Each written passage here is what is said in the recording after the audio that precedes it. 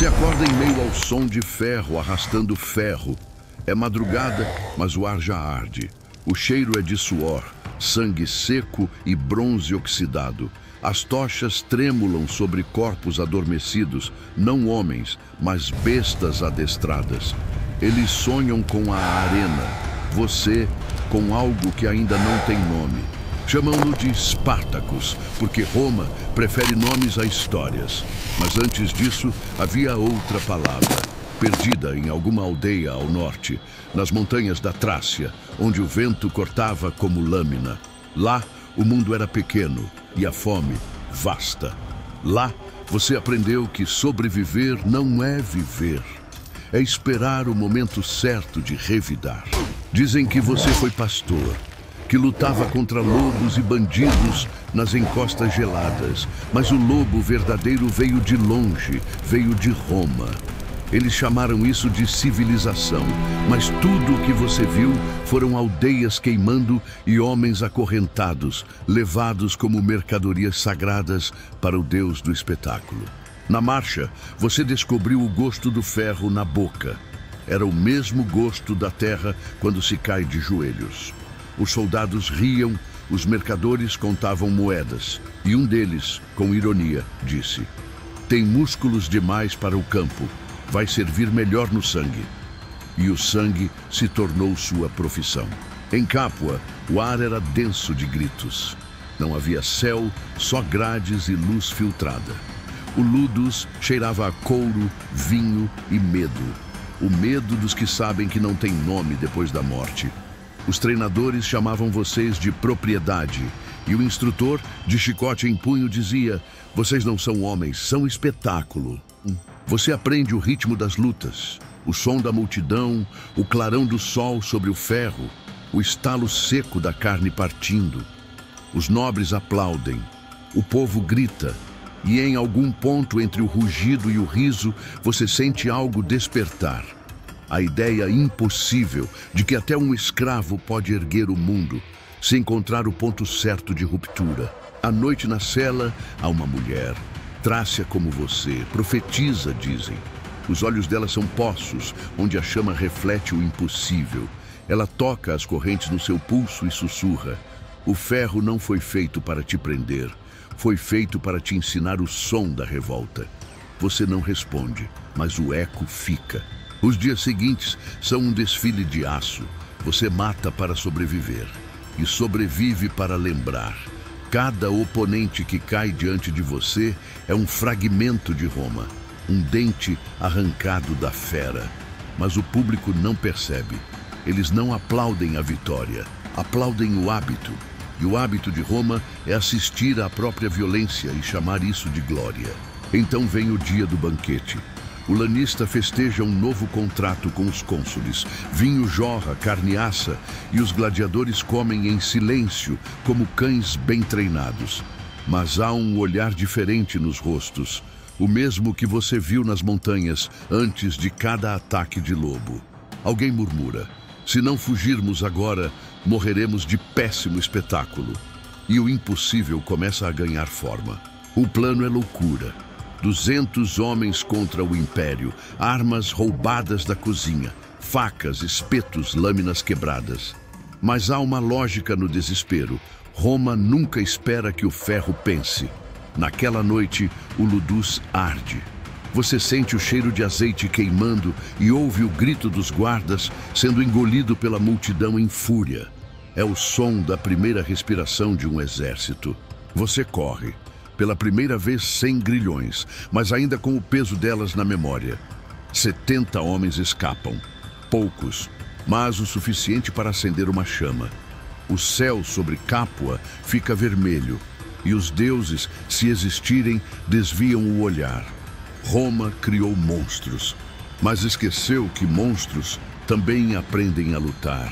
Ao amanhecer, vocês sobem o Vesúvio. O vulcão dorme, mas o solo treme sob os passos, como se reconhecesse o que está por vir. Você olha para trás e vê a planície. O Império ainda dorme, acreditando que o controle é eterno. Você aperta o punho, sente o ferro frio da lâmina e entende, enfim, O fogo nunca começa onde o poder espera. Roma chama o que não entende de crime e chama o que teme de revolta.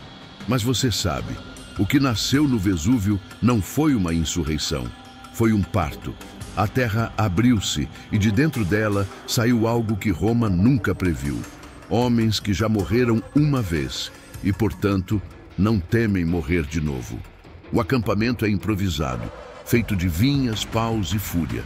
As tochas ardem como se o próprio monte cuspisse fogo por dentro.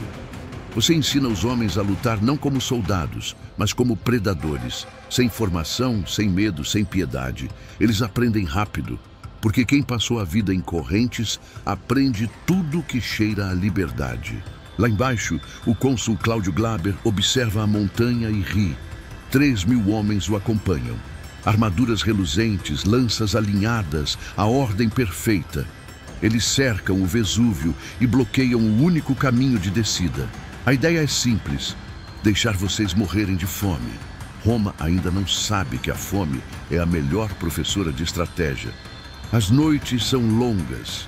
Os ventos trazem o cheiro da cidade, vinho, pão, ouro, e vocês têm apenas cipós e esperança.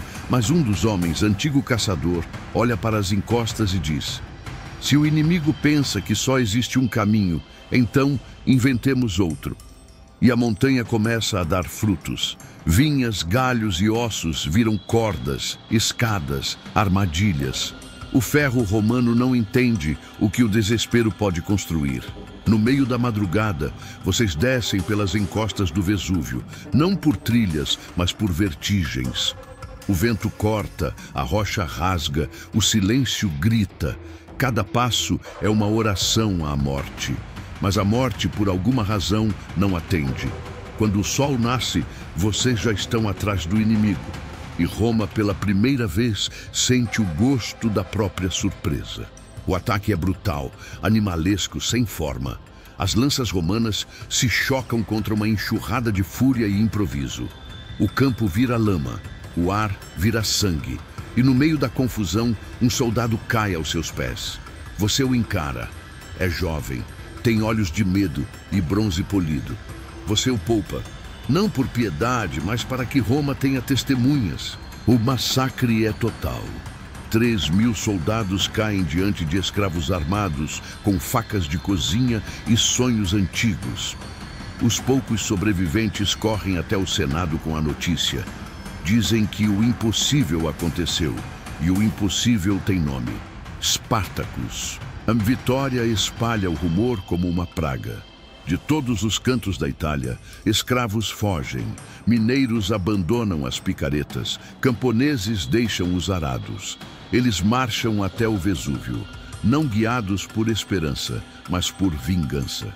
Em poucos meses, você tem 40.000 homens. Nenhum treinamento, nenhuma disciplina, mas cada um deles carrega uma história que Roma tentou apagar. O exército cresce como uma heresia. Os romanos chamam de bando, mas os deuses reconhecem um exército quando o veem. As mulheres fazem mantos de couro, os ferreiros fundem armas com o ferro saqueado dos mortos. E nas fogueiras, entre canções roucas, alguém diz: não somos escravos fugindo, somos um povo nascendo. As legiões voltam. Novos cônsules, novas promessas de vitória. Eles descem das colinas com estandartes e orações. Mas Roma esqueceu como é lutar contra quem não tem nada a perder. As formações se quebram, as ordens se perdem, os campos viram cemitérios. Você não dá discursos, apenas aponta, e a montanha inteira obedece. Os dias passam, as vitórias se acumulam, mas com elas vem o veneno. Alguns líderes, tomados de poder, começam a discutir rotas e saques. Você fala em atravessar os Alpes, voltar à Trácia, começar de novo. Mas muitos querem ficar. Querem ver Roma ajoelhada. E Roma, com seu silêncio antigo, já começou a esperar isso. As fileiras se dividem.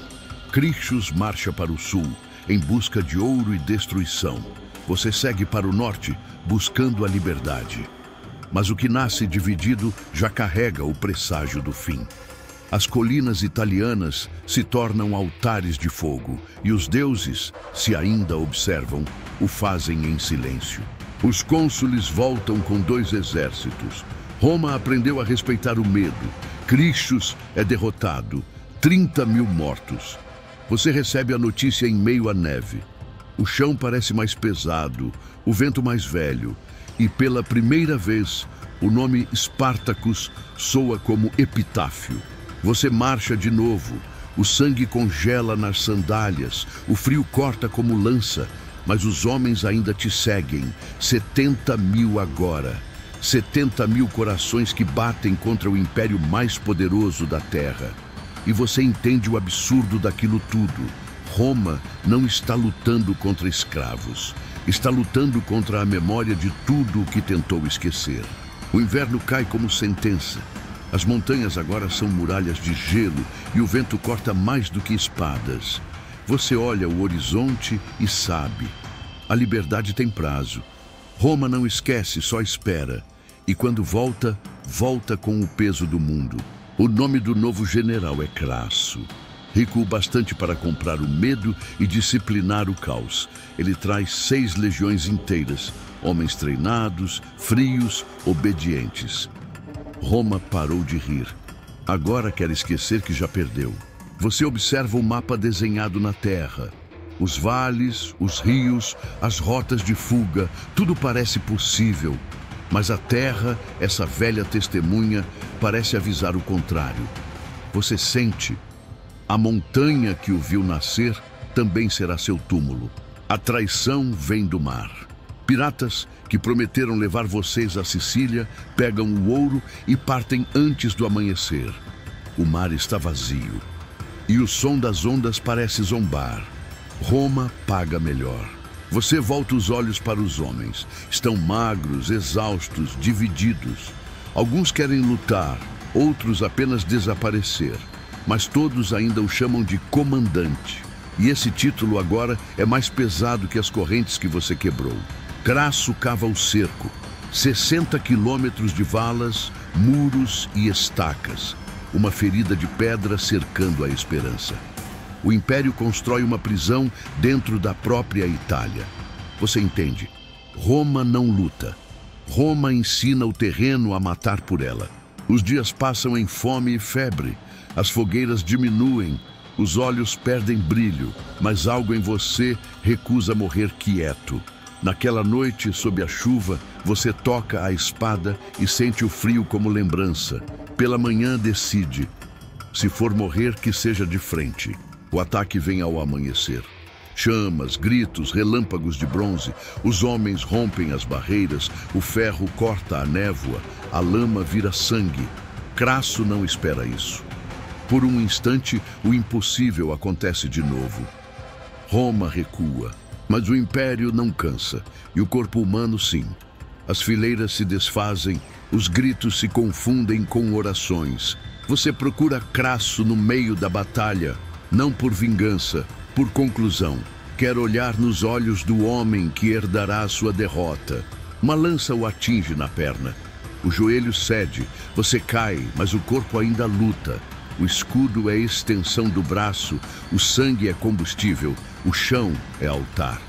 Você levanta uma última vez, e quando avança, não é mais um homem, é o som da terra cobrando sua dívida. 2 centuriões caem diante de você. O ferro range, o vento uiva, e a poeira se ergue como véu de divindade. Você não teme, porque entendeu. A morte é apenas o segundo nascimento dos que recusam obedecer. A lança final entra limpa, sem drama. Roma é eficiente até na execução. Você encara o céu, vê vultos correndo, ouve gritos que se distorcem no ar e sorri, não por vitória, mas porque por um instante Roma acreditou que podia te matar de novo. Quando o silêncio cai, o corpo não está mais lá. Procura-se o cadáver, mas ele desapareceu. Engolido pela lama, pelo fogo, pelo mito. Os soldados cavam, os generais ordenam, mas o solo romano se recusa a devolvê-lo. Um corpo que o império não encontra é uma ideia que ele nunca apaga. Os sobreviventes são crucificados ao longo da Via Ápia. 6.000 corpos, uma floresta de madeira e sangue. O vento sopra e as cruzes rangem. Um coral de dor que atravessa o tempo. Roma chama de punição, mas o som que ecoa é de prece. Crasso marcha de volta à cidade. Pompeu o intercepta e reivindica a glória. O Senado aplaude, os generais se curvam e o povo volta aos espetáculos. A vida retoma o curso, mas algo mudou no ar. Um cheiro de ferro queimado, uma lembrança que não some. Nos mercados, nas minas, nas vilas, os escravos sussurram o nome como um segredo perigoso. Não dizem Espartaco, dizem aquele que se libertou. E cada sussurro é um golpe invisível nas colunas do império. Anos passam, as cruzes apodrecem, as estradas se cobrem de musgo, mas as marcas permanecem, riscos no mármore, manchas no chão, ecos no silêncio. O corpo se foi, mas o gesto ficou. Séculos adiante, o nome ressurge nas bocas dos que ainda têm grilhões. Nem Roma, nem o tempo, nem o esquecimento conseguem matá-lo. Porque o ferro, uma vez desperto, nunca volta a dormir. Você, ou aquilo que sobrou de você, se torna mais que um homem. Um sussurro que se espalha pelo subsolo da história. A chama que reacende cada vez que alguém se recusa a abaixar a cabeça. E cada império que nasce carrega, em algum canto, o medo ancestral do seu retorno. O vento sopra sobre o Vesúvio adormecido. O solo murmura um som antigo, o mesmo que ecoou quando as correntes se romperam pela primeira vez. O fogo ainda vive lá, sob as pedras, esperando o próximo suspiro. Porque Roma pode enterrar corpos, mas nunca o que ela ensinou sem querer, que até o escravo, um dia, aprende a se tornar vulcão.